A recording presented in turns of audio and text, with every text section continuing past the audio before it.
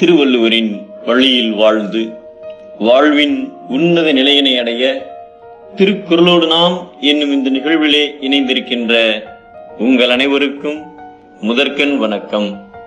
குறள் எண் 429, அதிகாரம் அறிவுடைமை. பலசாலியான மன்னர் ஒருவர் பல போர்களில் திறம்பட போரிட்டு எதிரிகளை வென்றார். அவருடைய அரசவையில் விகடகவி ஒருவர் இருந்தார். அவர் ஒரு நாள் மன்னரின் போர்த்திறனை பற்றி கிண்டலாக பேசினார். இதை கேட்டதும் மன்னர் ஆத்திரமடைந்தார்.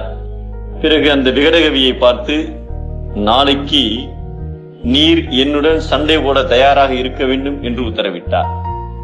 வரம்பு மீறி பேசியது வம்பாகி போய்விட்டதே என்று விகடகவி வருந்தினார். பின்னர் சுதாரித்துக் கொண்டு மன்னரிடம், மன்னா, நான் உங்கள் உத்தரவிற்கு அடிபணிகிறேன். ஆனால் என்னுடைய ஒரு நிபந்தனையை தாங்கள் ஏற்றுக்க வேண்டும் என்றார். என்ன நிபந்தனை என்றார் மன்னர். அதற்கு அவர், நான் என்ன ஆயுதம் கொண்டு வருகிறேனோ அதை வைத்துக் கொண்டு நான் எப்படி சண்டை போட வேண்டும் என்று சொல்கிறேனோ அந்த சண்டைக்குத்தான் நீங்கள் வர வேண்டும் என்றார். மன்னரும் ஒத்துக்கொண்டார். மறுநாள் சண்டை நடக்கின்ற இடத்திற்கு விகடகவி 2 பணியாரங்களை கொண்டு வந்து வைத்தார். இதை வைத்துக் கொண்டு எப்படி சண்டை போடுவது என்று புரியாமல் மன்னர் அவரிடம் கேட்டார். அதற்கு விகடகவி, மன்னா, இந்த 2 பணியாரங்களில் ஒன்றை நான் சாப்பிடுவேன், மற்றொன்றை நீங்கள் சாப்பிட வேண்டும். ஆனால் இந்த 2இல் ஏதோ ஒன்றில் விஷம் கலந்திருக்கிறது, அது எது என்று எனக்கு தெரியாது என்று நிதானமாக பதில் சொன்னார்.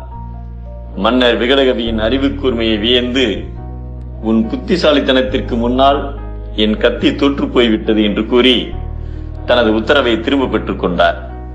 பின்னர் வரக்கூடியதை முன்னதாக அறிந்து தம்மை காத்துக்கொள்ளும் அறிவுடையோருக்கு அவர் நடுங்கும்படி வரக்கூடிய துன்பம் எதுவும் இல்லை என்பதை எதிரதா காக்கும் அறிவினார்க்கு இல்லை, அதிர வருவதோர் நோய் என்கிறார் நம் தேவப்புலவர் திருவள்ளுவர்.